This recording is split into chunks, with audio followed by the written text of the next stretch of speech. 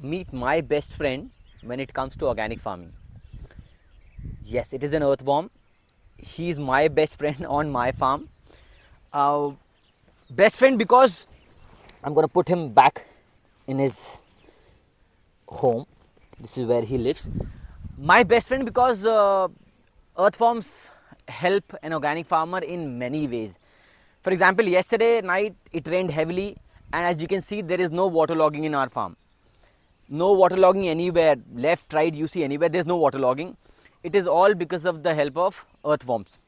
So what earthworms do is they have this tunneling process of coming up and going down. So and every time they come up and go down, they don't use the same route. They use a different route. So the tunneling process of coming up and going down makes the soil very porous. There's a very good uh, way of making the water go down instantly. So after such heavy rains yesterday, I can see that there is no waterlogging in our area as compared to my neighbors' farms where the waterlogging is very common during the rainy season. This helps us in many ways. Most important, our plants don't get affected. So any plant that is not very resistant to waterlogging does not get spoiled. This is the benefit of earthworms that we have. Other than that they provide nutrients to the plants in form of their excrete that they leave on the surface of the soil. So I just want to tell you that how earthworms help us, how they've been helping us for the last 4 years. When we started farming, the quantity of earthworms on our farm was very less. They were deep down in the soil. They were not. We didn't see them on the surface in the first 2 years. But now, in heavy rains, we are able to see them on the surface. We are able to see their excrete that they leave on the surface, which becomes nutrients for our plants. On the right side, you have this is green manure. This is called dhencha. We use a lot of green manure. We use a lot of cow manure. Dhencha because if in organic farming, in natural farming, you have to give back to the soil. If you don't give back to the soil, you're not gonna get good yield. Natural farming is not only about just taking from the soil. You have to give it back in different ways, in form of green manuring, in form of cow manure, that could be Jiva Amrit, liquid fertilizer, Ghan Jiva Amrit, or leaf compost, anything. You have to give it back to the soil. This is our anar plantation. I planted this anar I think 2 years back in 2022. We don't normally have pomegranate in our area. This is a very unique site in our entire district because nobody grows pomegranate here, or the varieties they grow are not good.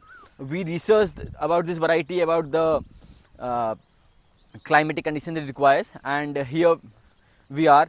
I have very good yield of pomegranate this time. The size is not that great, but I'm extremely happy that I at least have it on my farm. 4 years of hard work. You look at this particular pomegranate. I think it's ready to harvest today. I'm going to have this for breakfast, most probably, with my curd. So we keep trying different crops. We keep trying different trees as per the climatic requirement that they require. See this one. This is pretty big, and this is completely organic, like 100% organic. We don't use any sort of chemicals or pesticides to grow our crops here. We've been farming for the last 4 years on this particular land, and only using cow manure, leaf compost, Jiva Amrit, Ghan Jiva Amrit. See this particular plot. This is getting ready for groundnut sowing. We had green manure here in the form of dhencha. Little bit is left because I think this is the corner area. They couldn't plow this. So this entire plot was filled with this. We have covered it with mud now. So it is getting decomposed beneath the mud, and very soon, within 3-4 days, we'll start sowing.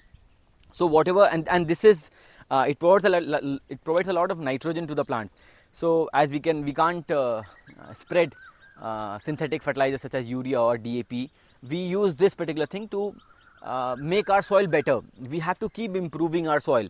We have to keep increasing the microbial activity in the soil.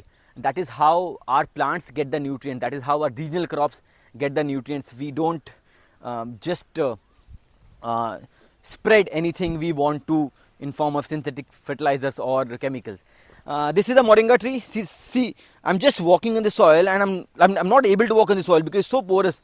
The mud is so porous, the soil is so porous. It is all because of the help of earthworms and different the activity that is going on in the soil. It is a very different experience doing natural farming. It is very different from conventional farming, not only because we use natural things to grow food here, but the entire process of doing farming is very different. The ways the trees help each other, the ways how important a cow is in organic farming, and the entire ecosystem, how each and every thing on our farm is helping each other grow. On the right side, you can see this is green fodder for the cows. We grow a lot of green fodder. We have close to 25 Sahiwal cows on our farm. I'm going to cover about the Sahiwal cows in the next video. I'm going to cover how we are taking care of the Sahiwal cows, how we are using very natural methods, old methods of helping them free graze in an open area. They are not tied. Then we don't use any sort of antibiotics or anything like that on the farm, on the cows, to increase the milk quantity. We get whatever they are happy to give us. On the right side again, you see this is all green fodder for the cows. Approximately a cow gets close to 20-25 kgs of green fodder every day, along with the feed. Feed is around 5 kgs. On the right side again, see this again, a very good example of natural farming, a very good example of not using any chemicals or pesticides, a very good example of how earthworms work, how farmers can switch to organic farming, how farmers can grow without chemicals and pesticides. This is a very good example. After such heavy rains last night, there is no water logging in this area. This is a very good example of organic farming, a very good example of how porous this soil is. We've been growing close to 30 plus varieties of fruits on our farm for the past 4 years. We grow regional crops like Bansi wheat, Kala Namak rice, a very special rice local to our area. We grow turmeric, we have oils, we have we grow vegetables for the local area, for our family, and just wanted to make this video today to show you how porous our soil has become.